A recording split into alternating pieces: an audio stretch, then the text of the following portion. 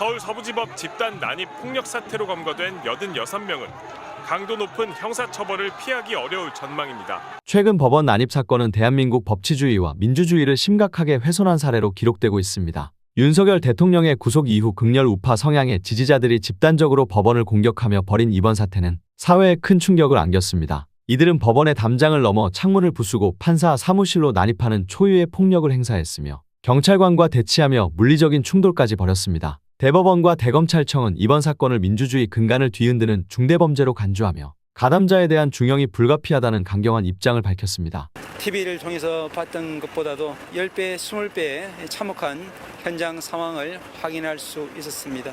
법원과 검찰은 이번 사태를 엄중히 다루기 위해 전담수사팀을 설치하고 모든 가담자를 철저히 조사할 방침입니다. 경찰에 따르면 이번 사건으로 연행된 이들은 80명을 넘어섰으며 이들 중 상당수가 극우 성향의 온라인 커뮤니티나 유튜버들의 선동에 영향을 받은 것으로 보입니다. 대검찰청은 이번 사건의 모든 가담자를 일벌백계로 다스리겠다며 강력한 처벌을 예고했습니다. 최소 징역 3년형의 처벌을 받게 됩니다. 국헌문란의 폭동에 해당할 수 있다라고 생각이 들고 그게 바로 내란이죠.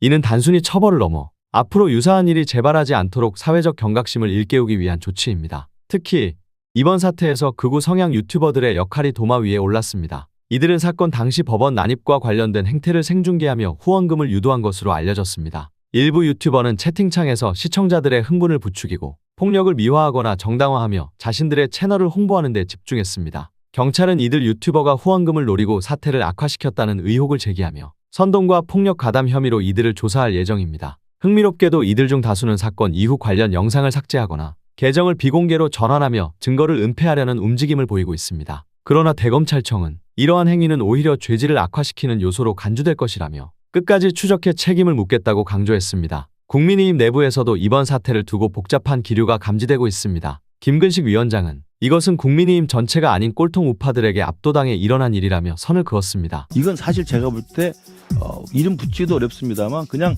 꼴통 우파예요. 꼴통 우파. 이는 국민의힘이 사건 초기에는 일부 극우 지지자들의 행동에 호응하는 모습을 보였지만 사태가 커지자 내부적으로 선을 긋고 거리두기를 시작한 것이라는 분석이 나옵니다. 제가 볼 때는 꼴통 우파지 어떻게 자유우파라고 붙일 수 있겠습니까? 특히 극우 지지자들은 이번 사태를 통해 일종의 정치적 승리를 얻었다고 환호했지만 국민의힘 내부에서조차 이들을 통제하기 어려운 상황으로 치닫고 있습니다. 극우 세력은 자신들의 행동이 정당하다고 주장하며 목소리를 높이고 있지만 현실적으로는 당 내부에서도 고립되어 가는 모습을 보이고 있습니다. 이번 사태는 단순한 법 위반을 넘어 법치주의와 민주주의의 가치를 위협하는 심각한 문제로 비판받고 있습니다. 대법원은 사법부와 경찰을 공격하고 법원 내부를 난입한 행위는 그 자체로 민주주의에 대한 도전이라며 강력한 경고를 보냈습니다. 극우 세력이 법의 테두리를 넘어선 폭력을 정당화하는 순간 이는 사회적 혼란과 분열을 초래할 수밖에 없습니다. 또한 법원 난동 사건에 연루된 극우 유튜버들이 자신들의 흔적을 지우려는 움직임을 보이고 있습니다. 처음에는 과격한 주장을 내세워 시청자들을 선동하고 법원 난동과 같은 행동을 부추기며 조회수와 후원금을 챙겼던 이들이 사태가 심각해지자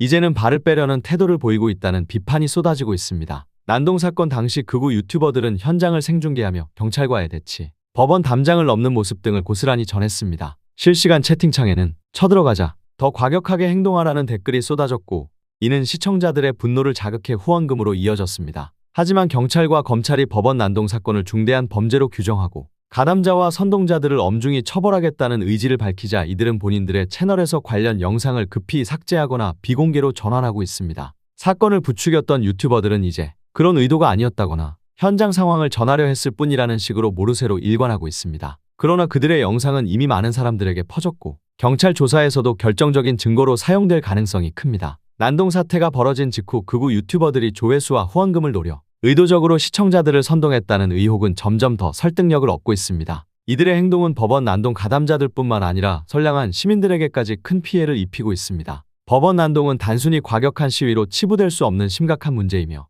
이를 선동한 유튜버들에 대한 강력한 수사가 필요하다는 목소리가 커지고 있습니다. 이제 와서 흔적을 지우고 책임을 회피하려는 모습은 그들의 진정성을 더욱 의심케 할 뿐입니다.